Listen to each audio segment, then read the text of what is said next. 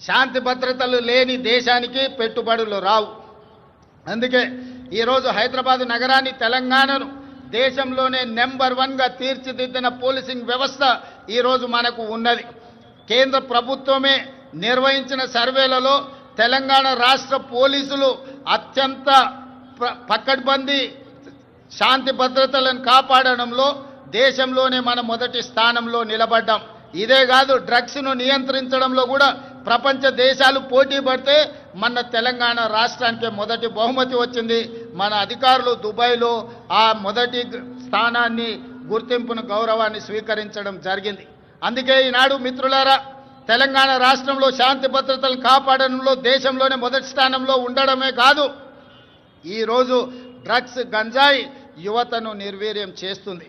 పాఠశాల స్థాయిలోనే ఈ సమస్యను మనం కళ్ళతో చూస్తున్నాం.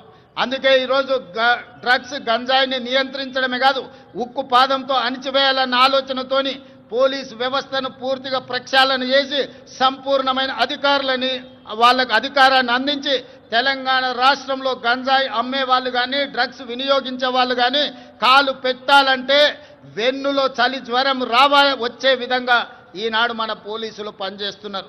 ఇదే కాదు, సైబర్ క్రైమ్ మీకు తెలుసు. ప్రతిరోజు సైబర్ క్రైమ్ ద్వారా మోసపోయిన వాళ్ళని ఎంతో మందిని టీవీలో, పేపర్లలో చూస్తున్నాం.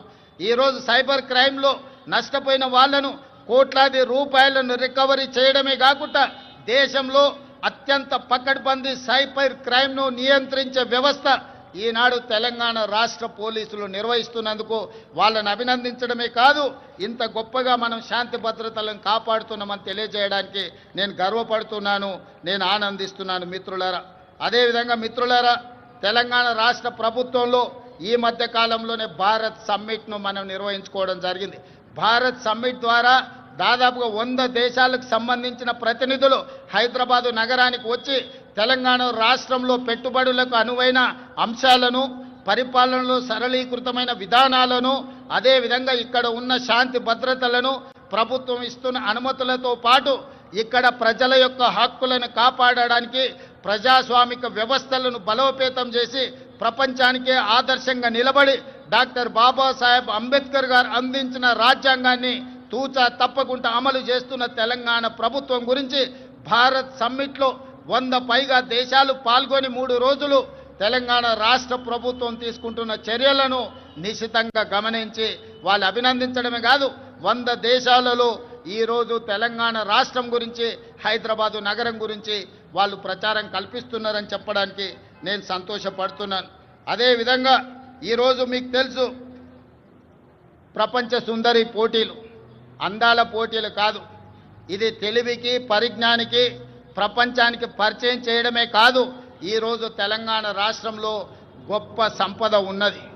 గుడులకు సంబంధించి కానీ, ప్రకృతి సౌందర్యం కానీ మన ప్రాంతంలో ఎన్నో ఉన్నాయి.